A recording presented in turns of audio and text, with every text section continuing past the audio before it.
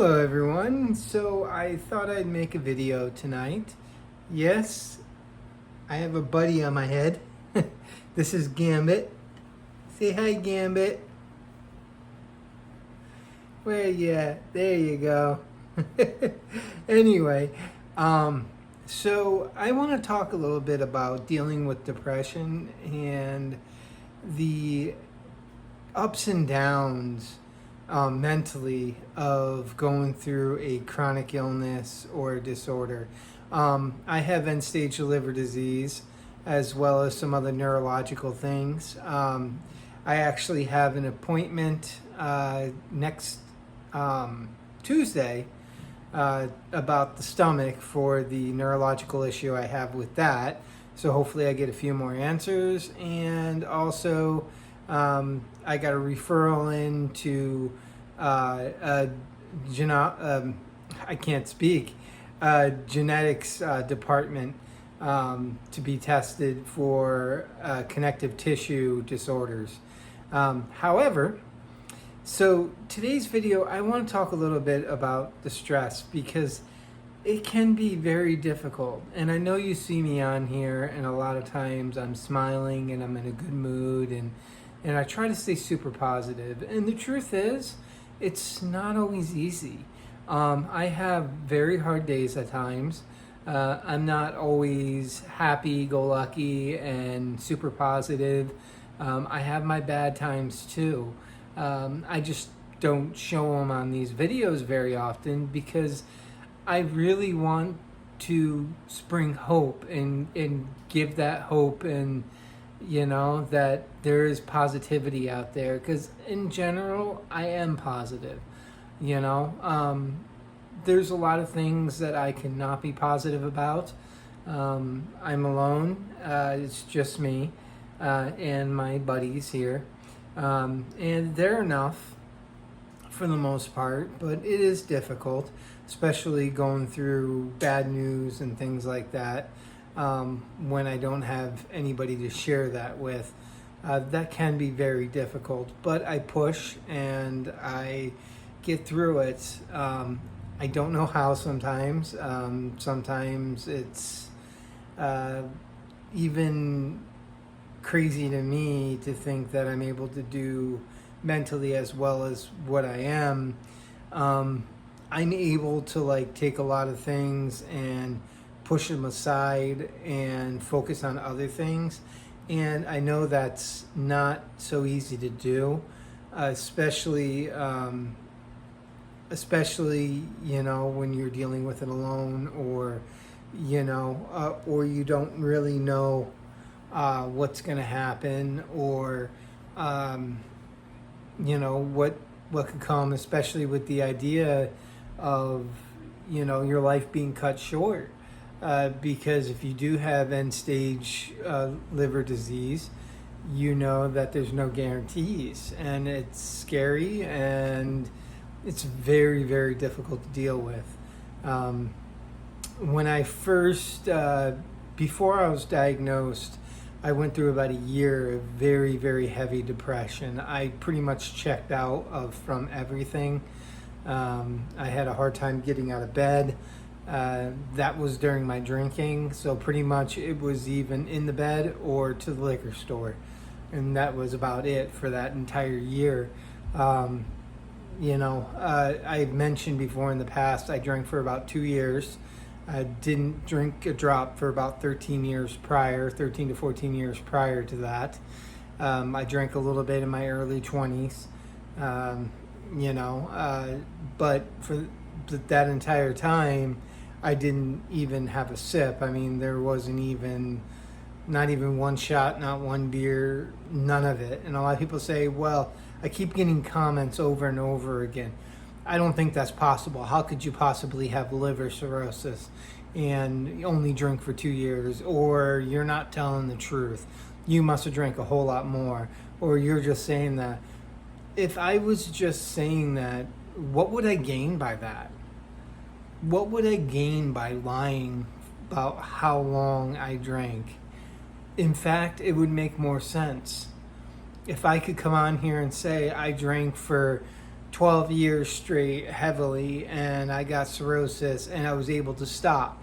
In reality, it would be the opposite, because, then you would get if I was looking for good jobs, or if I was looking for, some kind of praise for how much I did or didn't drink, you would think that me being able to say that I drank for 12 or 14 years straight heavily, and now I've been 2 years sober, you would think that I would say that if that was the case, but it's not the case. And you know what? It's my reality. It's my truth. It's not my place to go and say whether or not somebody who's dealing with a chronic disease is being truthful or not. That's between them and their doctors. The reason why I do these videos is because I want to bring more information about the disease, because nobody talks about it. There's very few people on here that talk about have it. I mean, there's doctors and stuff that talk about the actual disease and things like that, but there's very few people who talk about their story and what they're going through. And I got to tell you, I am super grateful for everybody who has commented on these videos, and everybody who has talked amongst themselves and has told their story, and have said that hearing it from somebody else has helped them, because that to me makes me feel like I've done something worth doing, and that is important to me. I want to help, and I want to be there for others, and because I don't think anybody should have to deal with this disease or any other chronic disease, because reality, they suck. Yes, they suck. And it's no fun. And, the restrictions and everything else. Just recently, I was able to do some work on a vehicle that I bought. Speaking of the vehicle, I want to thank everybody who has graciously donated to my GoFundMe to help me to be able to move and get better help, because like I've said before in the past, where I'm at, first of all, I'm about 4 hours away from all the specialists, and not only that, but the ones that are here locally are not the best. I'm trying to get to an area that has better facilities, and that I can, get the help that I need. I also have some friends in another state that it would be nice to have those friends as support and to be near them. So because of the graciousness of people helping me through that GoFundMe, I've been able to get a vehicle, and it needed some work. It wasn't the best vehicle, but I am so grateful, and it's touched my heart, and I don't feel like I deserve it. And thank you from the bottom of my heart to everybody who's helped. I'm still trying to move. It's been difficult because it's hard to find a place when you're not there and you're not able to look at it. When you go and look at a place, you meet the landlord, you're able to talk about the situation and stuff like that, so it's easier to get a place. When you're calling over the phone, you're just a phone call. So, they're not really that interested in talking to you that much because of it. And that is difficult because my income is not what is required for these places. Pretty much everyone wants my income to be 3 times the rent, and there's no place to rent that situation fits. So it's been difficult, but I'm still trying, and I'm still hopeful. And again, thank you so much for your blessings and everything else. There will be a link to that in the bio if anybody still wants to help with that.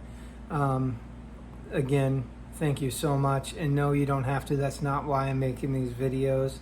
I hate the idea of even asking for help, but without it, I don't know how I'm going to be able to do this. And thank you again. Back to what I was saying about going through the depression and stuff like that. First of all, I want to say that if you're feeling depressed, talk about it. Find somebody to talk about it. I have a few friends that I'm able to call over the phone and discuss it with them, and I am so grateful for those people. It's only about 2 people, but it's all I need. And if you don't have anybody like that, you can talk to your doctors and they can get you in touch with a therapist. There's nothing wrong with therapy. In fact, they can help quite a bit. They're there to listen, and sometimes that's all you need. Sometimes all you need is somebody just to listen. And remember that hope is so important. Hope and purpose, and I say it all the time. For me, hope is that I'll meet somebody and maybe I'll have a chance of, sounds corny, but maybe I'll have a chance at love, or maybe I'll have a chance to spend time with somebody, being able to get to go do things. I love reptiles, obviously, and I would love the chance to be able to go herping. That's when you go out and you look for wild reptiles out in nature. You look under rocks and stuff like that and try to find them. It's just really fun. It's something neat to me. I love going out and seeing nature. I love taking walks. I love taking my bearded dragon. We have a farmer's market here in town every Saturday. I bring my bearded dragon down there. Also, I am trying to do some classes on teaching about reptiles. So I've gotten a hold of some people and at a library here locally, and that might be something that I might be doing, and I'm super looking forward to that. And that's what it is. It's these little things. You got to find some kind of purpose and hope. Again, my hope is that I'll find somebody to spend time with, and that I will get that chance to enjoy myself and be able to get out there and see nature, and just somebody to spend time with. Not necessarily some kind of love or something like that, but at least somebody where again, like I said, I can go do things with, or somebody who I could be close with like that. And it is difficult when you're disabled because you're at home a lot and you don't get a chance to get out and see a lot of people. I did go back to work for a little while. I kept winding up in the hospital over and over again. My ammonia levels were shooting up, and the hepatic encephalopathy was kept on giving me troubles over and over again. So I kept winding up in the hospital. And I started getting fluid build up on the legs again. So I had to wind up leaving that. And I really enjoyed that time of getting around people and enjoying that. And, I do miss that. And, but I truly believe that hope and purpose is so important, especially when you're living like this. And you might not be able to do the things you used to be able to do, but you could find new things. I used to do a lot of automotive repair. Just recently I've done some, and it was extremely difficult and it was hard for me to do, but I did it. Wore me out extremely bad, which kind of really really was difficult for me, because those things that I used to come as no problem for me wound up being very difficult. And and I'm sure that some of you, if not all of you, can understand that and have felt the same way, that upset because you're not able to do the things that maybe you used to be able to do. But that's the thing, replace it with something new. For me, it's these reptiles, and these guys are my buddies. And for a while there, I was doing rescues. I wasn't able to continue keeping them because I wound up in the hospital for about a week, and the person that was supposed to help me wasn't able to do it, and it just really broke my heart. So I had to find new homes for most of them. So I still have some reptiles, but not all the rescues like I had previously. I have 2 that are missing legs. I have a bearded dragon, and I have a leopard gecko that are both missing a leg, so they're both 3-legged. But they get around like no problem, and they don't let it stop them. Which I find an inspiration. Here's these critters that, they're missing a leg, and they get around just fine, and they don't act like anything's wrong. They act completely normal. They just make it without it, and they continue to eat, continue moving around, continue, staying, doing all the things that a normal reptile would do. And I find that to be amazing. And I think that we can do that too. It's just different. Instead of doing the same things that we did previous, we just find new things. And, that's something that I had to figure out. And it was difficult. But, I don't do a whole lot of things. I also will build Legos and stuff here and there when I can afford them. I found that if I purchase them off Temu, they're not real Legos, they're imitation fake Legos, but they're still fun, and they go together the same way, and they're a fraction of the cost. Now, I have to wait forever because they come from China, but hey, that's okay. Patience, right? But anyway, I'm going to bring this video to an end. Thank you so much for all the support and the kindness, and just everybody with their comments and everything. All of you are so amazing, and I wish you all the greatest of luck, and I wish you all just happiness. I really do. My heart goes out to every last one of you.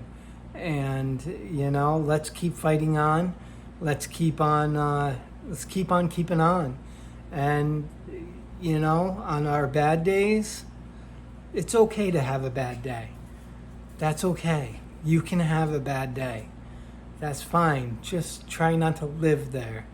When the skies are gray and everything seems horrible, yes, have that day.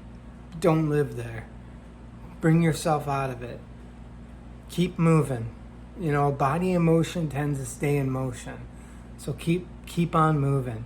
And stagnant water dies like a pond. You don't have the life that you would in a river.